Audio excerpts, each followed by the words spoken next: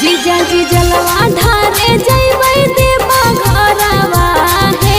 जीजा जी जलवा ढारे जइबै देवा घरवा हे। दुल्हा मिलतौ तोरो ट्रक के ड्राइवरवा है। दुल्हा मिलतौ तोरो ट्रक के ड्राइवरवा है। हरियर हरियर पेन हो लेबै सूट सलवारवा हे। हरियर हरियर पेन हो लेबै सूट सलवारवा हे। दुल्हा मिलतौ तोरो ट्रक के ड्राइवरवा है। दुल्हा मिलतौ तोरो ट्रक के ड्राइवरवा है।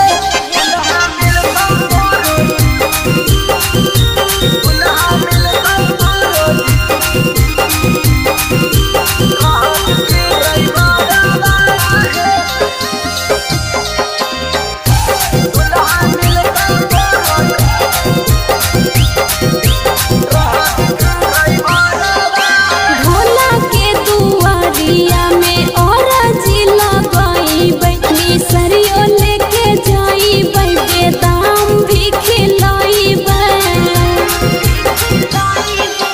मिसरी मलाई से नहीं भावै उनकर मन है। भंगिए धतुरा से होले उमंगन है। होते सवेरे संडे छोड़ देबै घरवा हे। होते सवेरे संडे छोड़ देबै घरवा हे। दुल्हा मिलतौ तोरो ट्रक के ड्राइवरवा है। दुल्हा मिलतौ तोरो ट्रक के ड्राइवरवा है। दुल्हा मिलतौ तोरो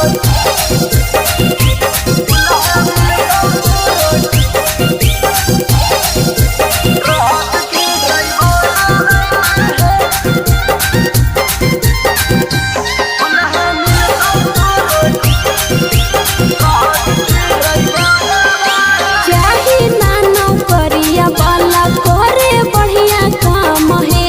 बेल के पतइया पर लिख देबै नाम है।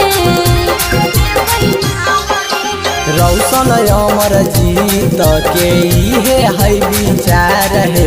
कंवरिया ला उठाए है, भगिया ला जगाए है। जीजा रविंदर लाता गला के एगो हरावा हे। जीजा रविंदर लाता गला के एगो हरावा हे। दुल्हा मिलतौ तोरो ट्रक के ड्राइवरवा है।